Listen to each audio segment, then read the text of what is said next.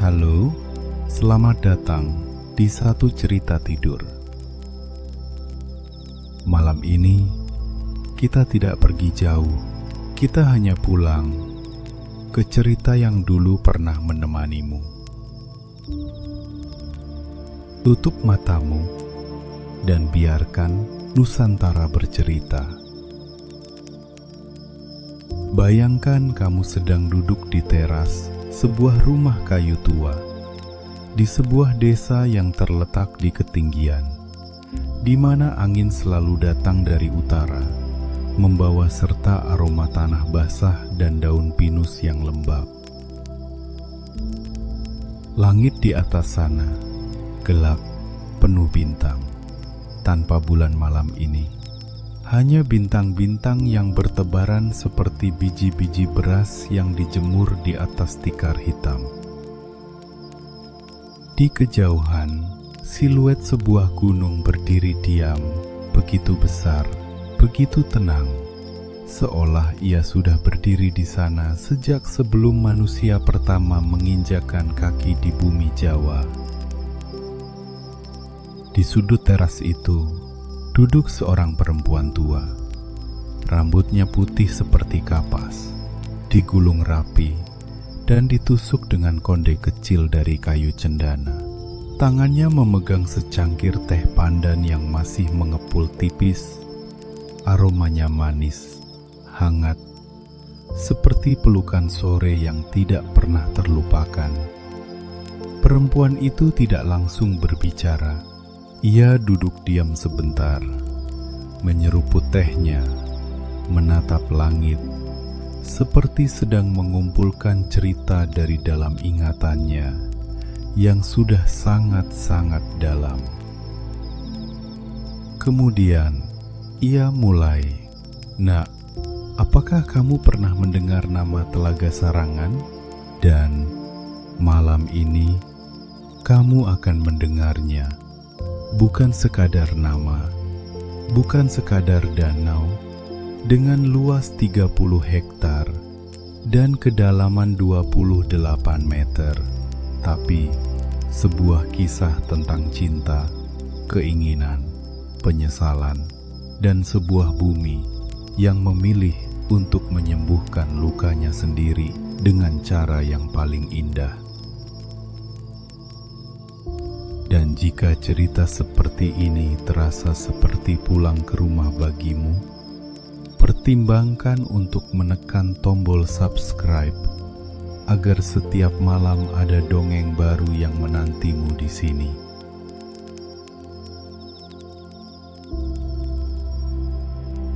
Sebelum kita mengenal tokoh-tokoh dalam kisah ini, kita perlu mengenal dulu tanah tempat mereka tinggal.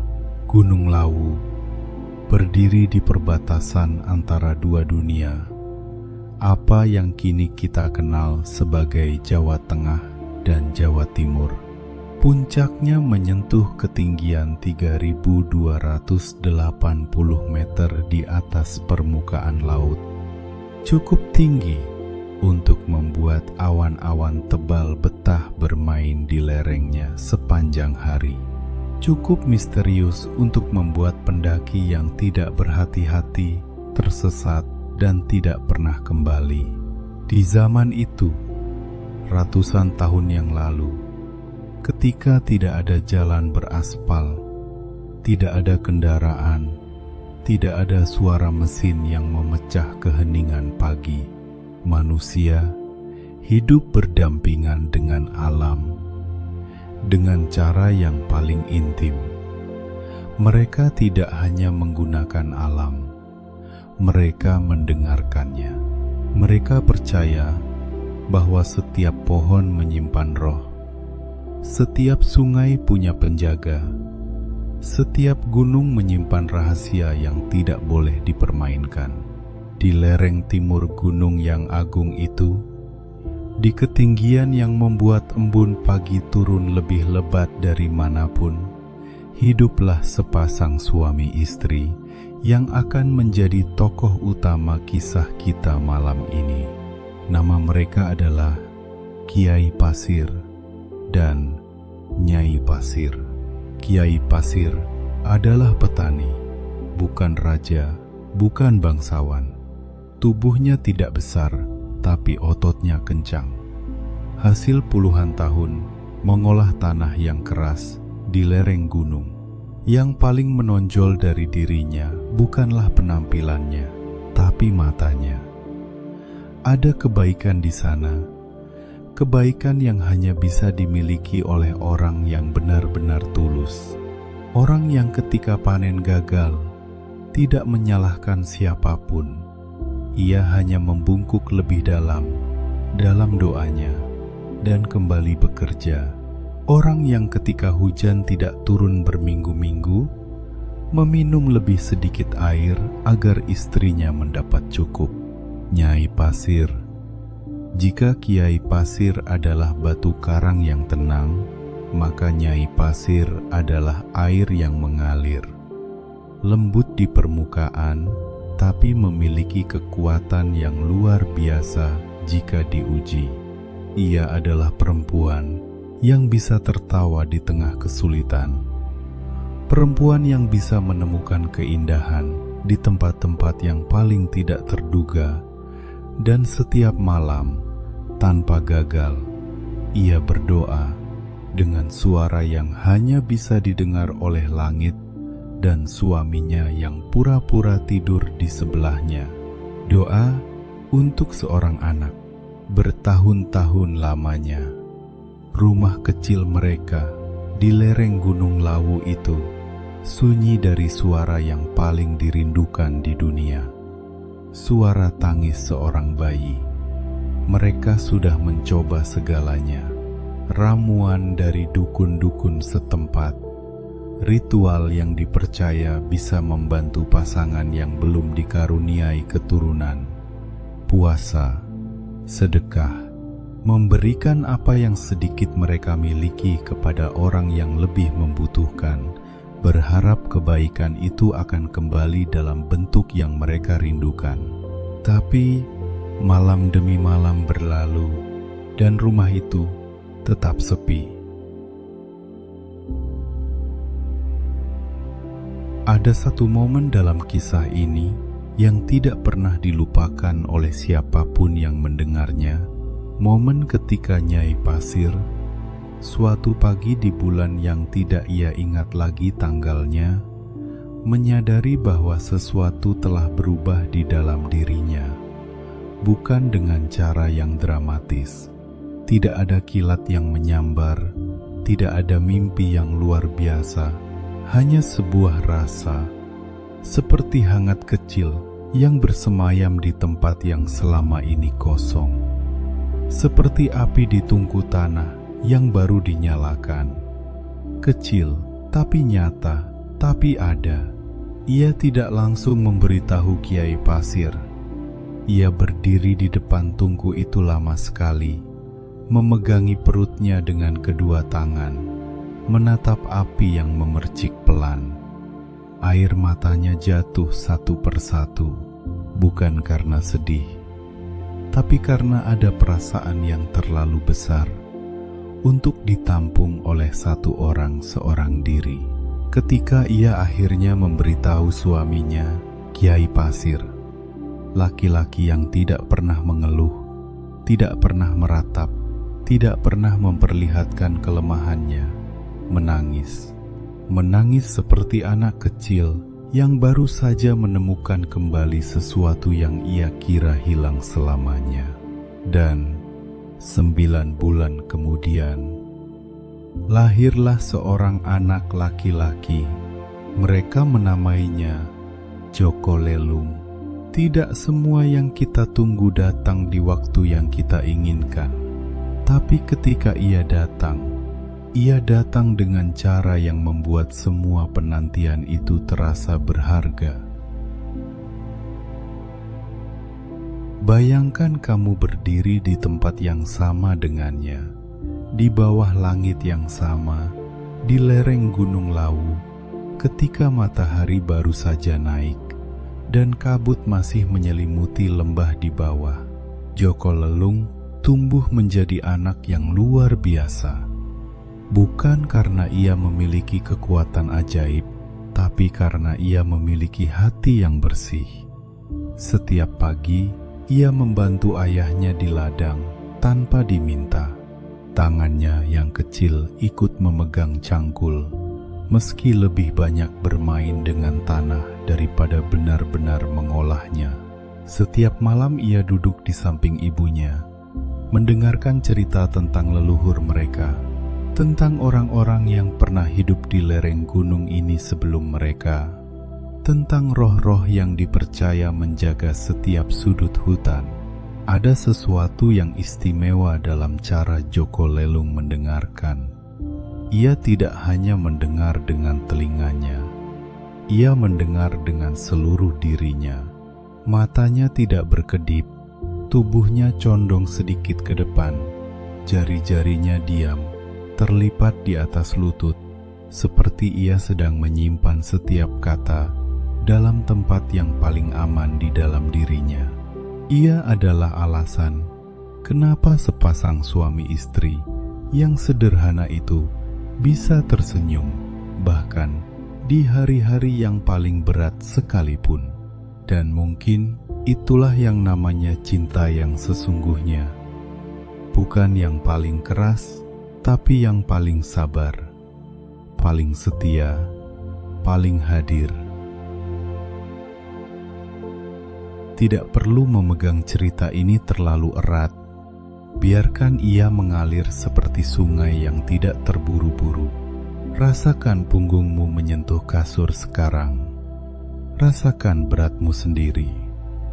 Kamu aman di sini, di dalam malam ini, di dalam cerita ini. Diam-diam, tanpa disadari oleh siapapun yang ada di desa itu, ada sesuatu yang mulai berubah dalam diri Kiai Pasir dan Nyai Pasir. Perubahan itu tidak datang dalam semalam. Tidak ada momen tunggal yang bisa ditunjuk sebagai titik baliknya. Ia datang perlahan-lahan, seperti air yang meresap ke dalam tanah. Tidak terlihat, tidak terdengar, tapi terus bergerak, terus mengisi, hingga suatu hari tanah itu tidak lagi bisa menampungnya. Perubahan itu adalah keinginan untuk lebih. Di awal kehidupan mereka, doa-doa yang mereka panjatkan lahir dari ketulusan murni. Doa untuk makanan yang cukup, untuk kesehatan, untuk anak yang mereka rindukan. Doa-doa yang sederhana dan bersih. Tapi seiring bertambahnya usia, seiring melihat orang-orang di sekitar mereka yang hidupnya tampak lebih mudah, lebih nyaman, lebih panjang, doa-doa itu mulai bergeser. Mereka mulai menginginkan umur yang panjang.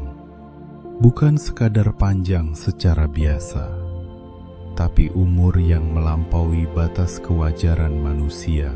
Mereka mulai mendambakan kesehatan yang tidak bisa dirusak oleh usia, kekuatan yang tidak pernah habis, kehidupan yang tidak berakhir, dan keinginan itu adalah benih dari semua yang akan terjadi selanjutnya. Alam tidak pernah bohong, hanya manusia yang kadang lupa cara mendengarnya dan mulai mendengarkan sesuatu yang lain. Disinilah cerita ini berbelok perlahan tapi pasti. Pada suatu malam ketika bulan purnama menggantung rendah di langit, seolah ingin mendengarkan apa yang akan diucapkan oleh manusia-manusia kecil di bawahnya, Kiai Pasir mengajak Nyai Pasir untuk bersemedi. Bukan semedi biasa, bukan sekadar duduk diam dan berdoa seperti yang mereka lakukan setiap hari. Ini adalah semedi yang lebih dalam, lebih intens, sebuah praktik spiritual yang di zaman itu dipercaya bisa membuka komunikasi langsung dengan kekuatan-kekuatan gaib yang menguasai alam semesta. Mereka memilih tempat di pinggir ladang. di bawah sebatang pohon besar yang sudah berdiri selama generasi. Pohon yang konon menjadi tempat bersemayamnya roh-roh leluhur. Kulitnya kasar dan berbintik-bintik hijau lumut. Dahannya melebar ke segala arah seperti tangan yang sedang memeluk langit. Bau tanah lembab di bawah akar-akarnya tercampur dengan aroma kemenyan tipis dari sesajen kecil yang Nyai Pasir letakkan sebelum mereka duduk. Mereka bersilat kaki, menutup mata, dan memfokuskan seluruh energi jiwa mereka pada satu permintaan.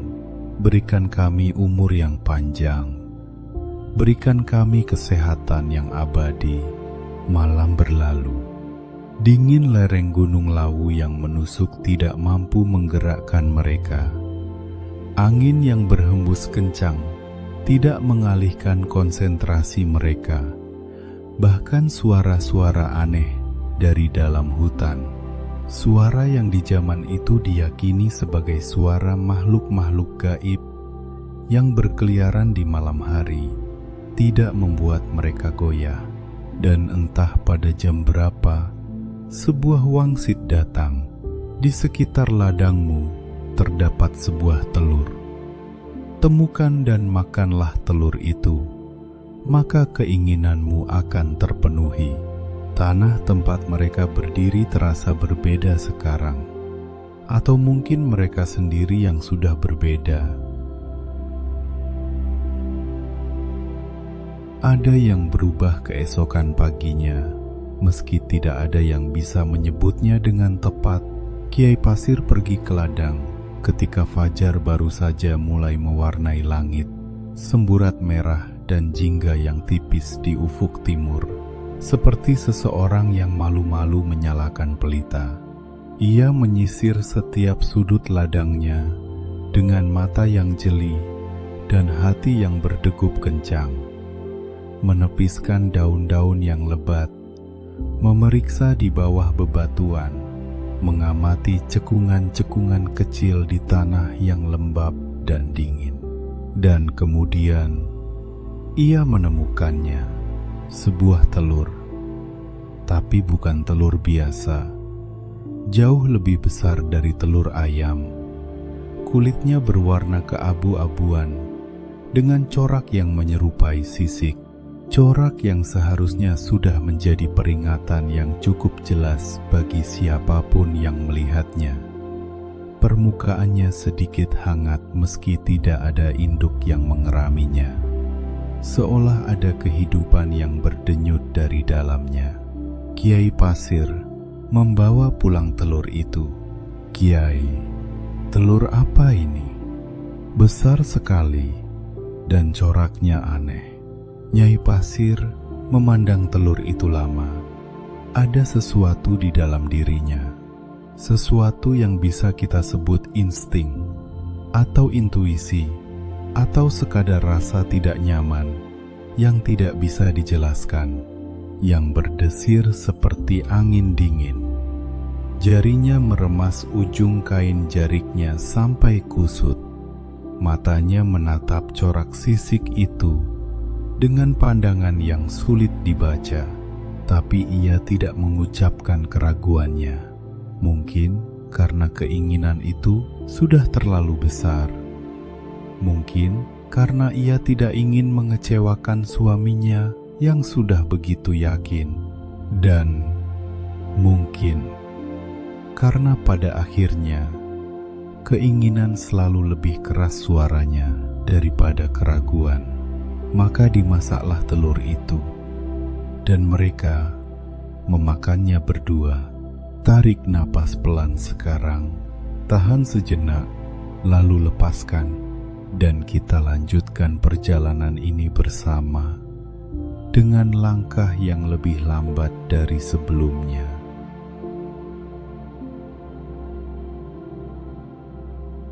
Pada awalnya, tidak ada yang tampak berubah.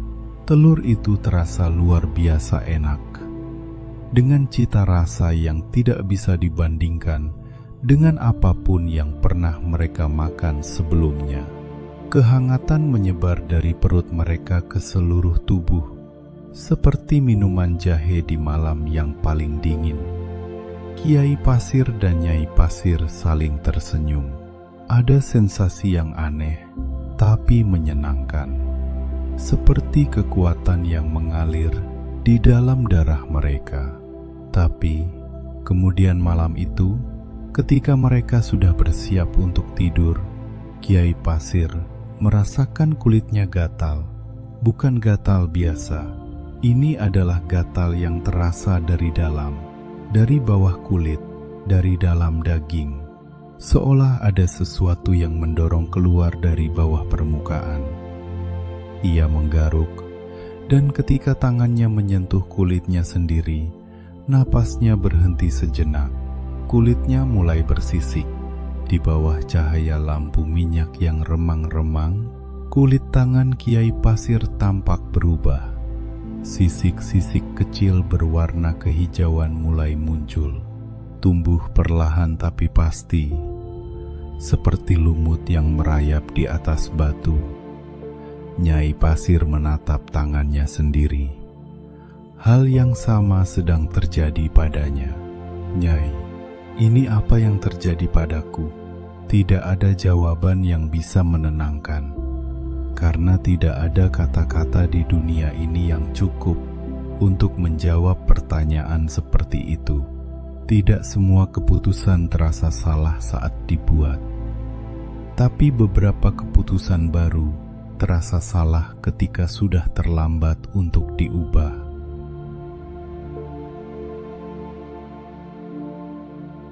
Seandainya kamu bisa melihat wajah mereka saat itu, kamu pasti mengenali sesuatu di dalamnya.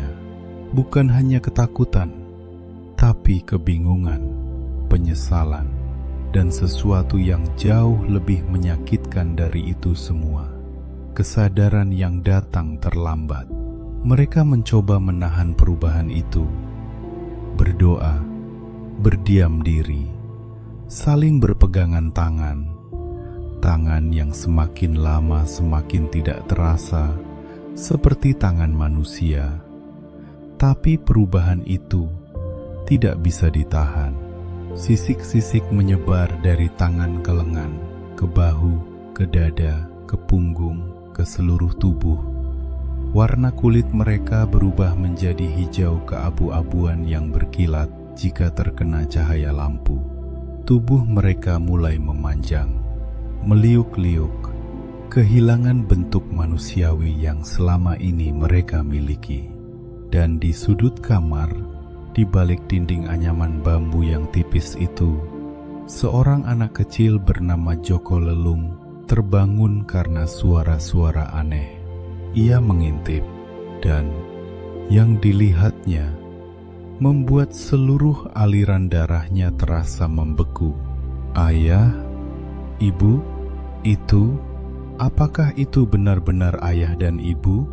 Tidak ada jawaban yang bisa diterima, karena dua makhluk yang ada di hadapannya sudah hampir sepenuhnya bukan manusia lagi. Mereka adalah naga, dua ekor naga raksasa yang tubuhnya meliuk memenuhi ruangan kecil itu. Sisiknya berkilat dalam kegelapan, tapi matanya, satu-satunya bagian yang masih tampak familiar, masih tampak seperti mata manusia, menatap anaknya dengan campuran rasa takut, penyesalan, dan sesuatu yang tidak bisa diungkapkan dalam kata-kata. Ia tidak menangis. Ia hanya berdiri lebih kaku dari biasanya, dan kemudian berlari. Joko Lelung berlari ke dalam kegelapan malam. Di lereng Gunung Lawu, kakinya bergerak sendiri tanpa instruksi dari otaknya yang masih tidak percaya. Angin malam menerbangkan rambutnya. Dedaunan yang basah oleh embun menyapu mukanya. Akar-akar tersembunyi di bawah tanah hampir membuatnya tersandung berkali-kali. Tapi di belakangnya, ia bisa mendengar suara yang mengikutinya. Suara gerakan yang berat, suara dahan-dahan yang patah, suara tanah yang berguncang oleh sesuatu yang sangat, sangat besar. Orang tuanya sedang mengikutinya. Ia berhenti ketika kakinya tidak bisa melangkah lagi. Jatuh berlutut di tengah sebuah tanah lapang kecil di antara pepohonan.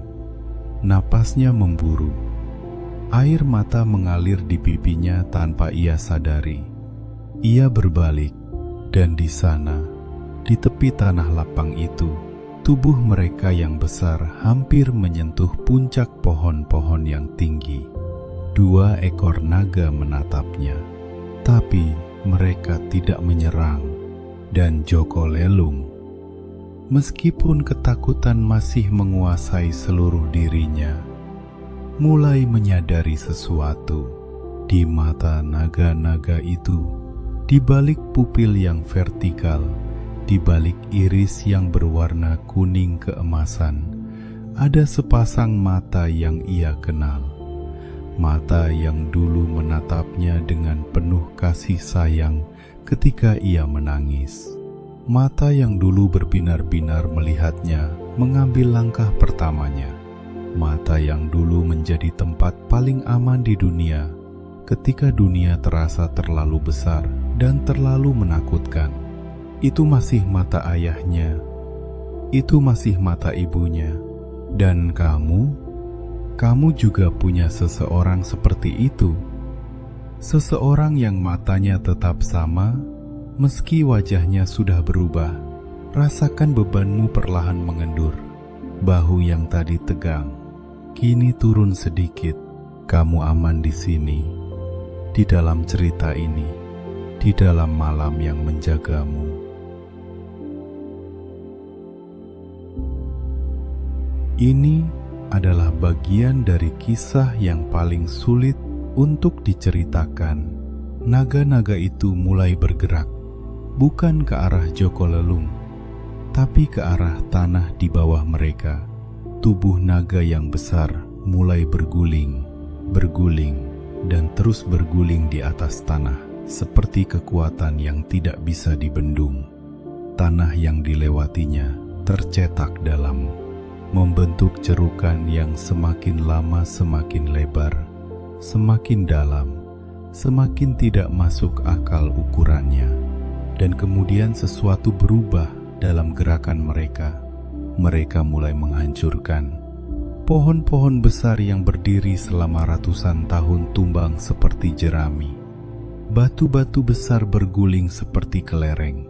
Dan yang paling mengerikan dari itu semua adalah apa yang terpancar dari wajah mereka bukan lagi ketakutan dan kebingungan seperti sebelumnya. Yang terpancar sekarang adalah murka. Murka yang tidak proporsional. Murka yang tidak bisa diarahkan dengan tepat. Karena siapa yang bisa dimurkai? Diri sendiri. Wangsit yang datang, takdir yang sudah tertulis. Tapi murka tidak pernah peduli pada logika. Murka hanya peduli pada pelampiasan. Dan pelampiasan yang dipilih oleh 2 naga itu adalah bumi. Joko Lelung mendengar sesuatu yang membuat seluruh tulangnya terasa dingin. Sebuah niat yang entah bagaimana bisa terdengar dari dalam gemuruh naga-naga itu. Niat untuk menenggelamkan Gunung Lawu. Menggali cukup dalam untuk mengumpulkan air yang cukup banyak untuk menenggelamkan seluruh gunung, tempat tinggal ribuan manusia. Sumber kehidupan bagi seluruh wilayah di sekitarnya. Dan Joko Lelung menyadari, ini bukan lagi soal kesedihannya sendiri. Ini adalah soal ribuan nyawa yang tidak berdosa. Kadang kita perlu dihadapkan pada sesuatu yang lebih besar dari diri kita sendiri, agar kita bisa menemukan kekuatan yang tidak kita tahu ada di dalam kita. Ada satu momen di sini di mana Joko Lelung hampir menyerah. Ia berdiri di tepi cekungan yang sudah terbentuk, menyaksikan dua naga raksasa yang terus bergerak tanpa henti. Tubuh mereka besar, begitu besar hingga bayangan mereka menutupi seluruh tanah lapang itu. Di sekelilingnya, dahan-dahan patah, tanah berterbangan, angin yang tidak normal berputar-putar, seperti ada kekuatan yang sedang dilahirkan dari dalam bumi itu sendiri. Kakinya ingin berlari. Seluruh naluri bertahan hidupnya berteriak untuk pergi, untuk menyelamatkan dirinya sendiri, meninggalkan semua ini, memulai kehidupan baru di tempat yang jauh dari semua kenangan yang menyakitkan ini. Ia berdiri diam di sana sebentar, sangat lama. Angin menerpa wajahnya. Ia menatap naga-naga itu, naga-naga yang di matanya ia masih bisa melihat ayah dan ibunya. Jarinya meremas sisi celananya, membentuk lipatan yang dalam, dan kemudian ia melangkah maju. Bukan karena ia tidak takut, ia sangat takut, tapi karena ia mencintai mereka. Dan cinta tidak pernah benar-benar peduli pada rasa takut. Joko Lelung menutup matanya di tengah-tengah cekungan yang sudah terbentuk itu, di antara tanah yang berguncang dan angin yang tidak wajar, dan ia berbisik, bukan kepada naga-naga itu, tapi kepada langit. Ya Tuhan, aku tidak memohon untuk diriku sendiri. Aku memohon untuk orang-orang yang tidak berdosa, untuk gunung ini yang menjadi tempat tinggal mereka, untuk alam yang telah memberikan kami segalanya. Hentikanlah ini, dan jika ada harga yang harus dibayar, aku siap membayarnya. Ia berdiri, ia bernapas, ia memilih.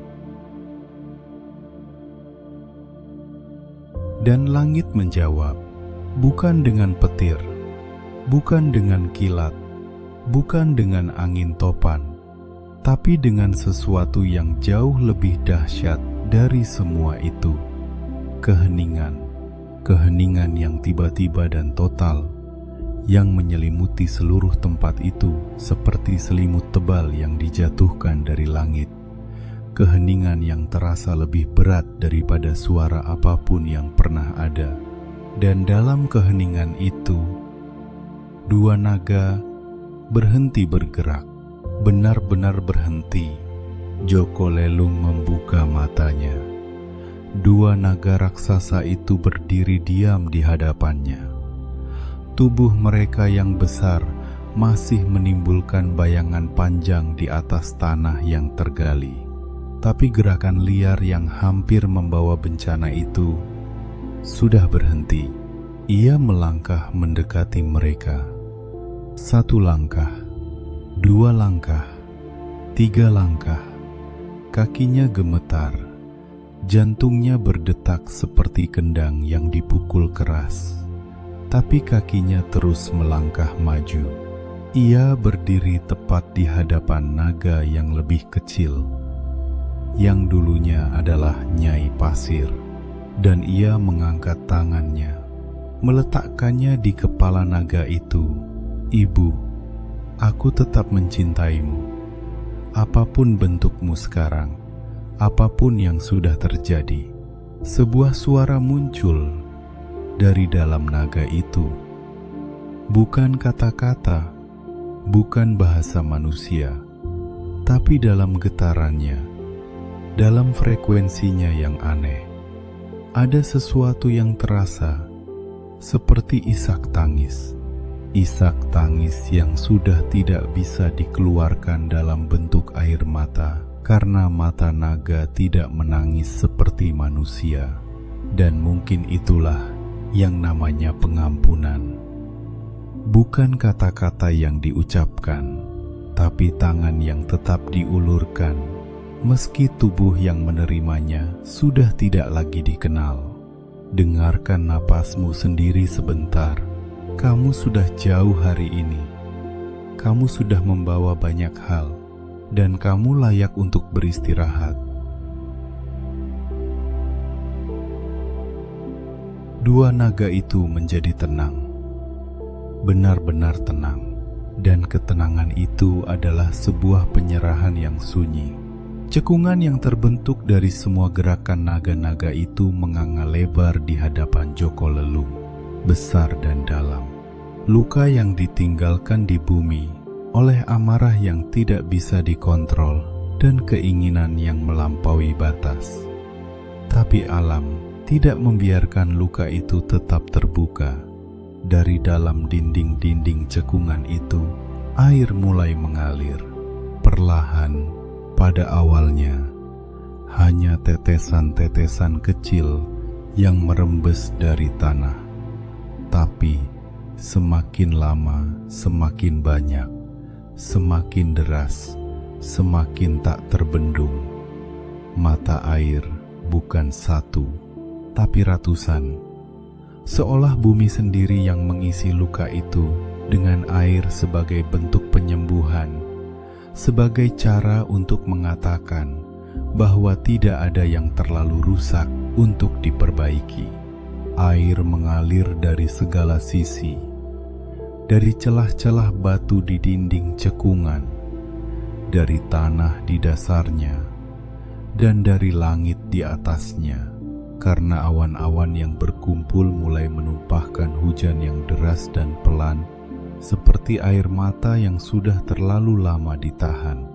Cekungan itu mulai terisi, sedikit demi sedikit, liter demi liter, meter demi meter, dan di dalam air yang mulai memenuhi cekungan itu, Joko Lelung bisa melihat bayangan dua ekor naga yang bergerak tenang di kedalamannya, tidak lagi liar, tidak lagi destruktif, seperti dua makhluk yang akhirnya menemukan kedamaiannya, menemukan tempat di mana mereka bisa beristirahat dari semua yang sudah terjadi. Kiai Pasir dan Nyai Pasir bukan lagi manusia, tapi mereka tidak benar-benar pergi. Mereka menjadi penjaga, penjaga dari danau yang baru saja lahir di kaki Gunung Lawu. Dan dalam keheningan itu, ia akhirnya mengerti apa yang selama ini dicarinya. Bukan umur yang panjang, bukan kesehatan yang abadi, tapi kedamaian. Kedamaian yang tidak bisa dibeli oleh keinginan apapun, tapi hanya bisa datang dari menerima.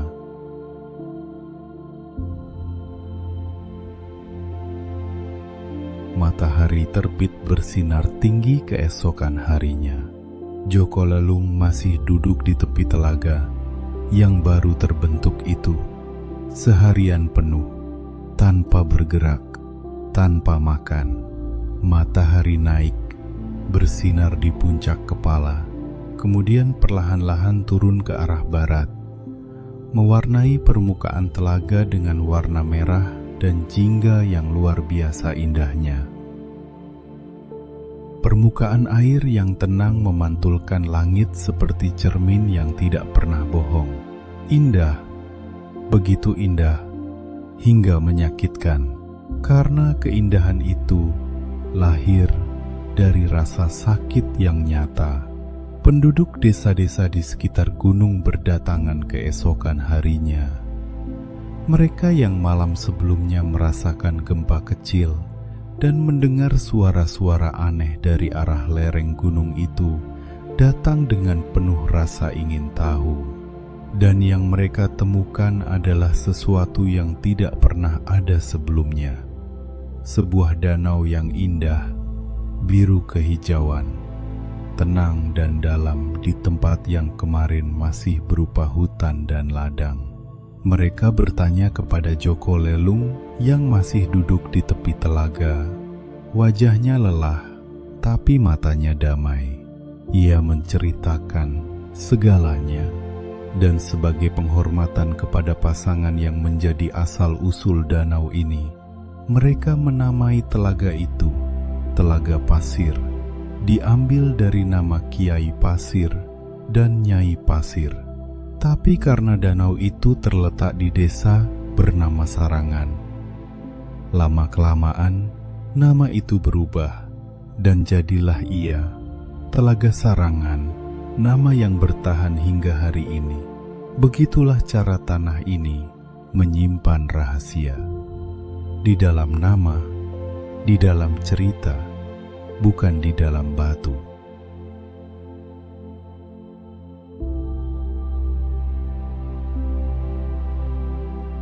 Berabad-abad telah berlalu sejak malam itu. Telaga Sarangan masih ada hari ini. Airnya biru kehijauan, tenang di permukaan, dalam di dasarnya, menyimpan semua yang disimpannya sejak malam pertama ia terbentuk. Di tepinya kamu akan menemukan kehidupan yang ramai, perahu-perahu kecil yang hilir mudik, warung-warung dengan pemandangan yang memesona, anak-anak yang berlarian, pasangan yang duduk berdua, menikmati keindahan yang mereka tidak tahu betapa dalam asal-usulnya. Tapi, jika kamu datang di waktu yang tepat, pagi-pagi sekali, ketika kabut masih turun tebal dari lereng gunung, ketika suara dunia belum ramai, ketika telaga itu masih milik dirinya sendiri, kamu mungkin akan merasakan sesuatu yang berbeda, sebuah kehadiran yang tidak bisa dijelaskan, ketenangan yang tidak datang dari angin atau dari keindahan pemandangan semata, tapi dari sesuatu yang lebih dalam dari itu.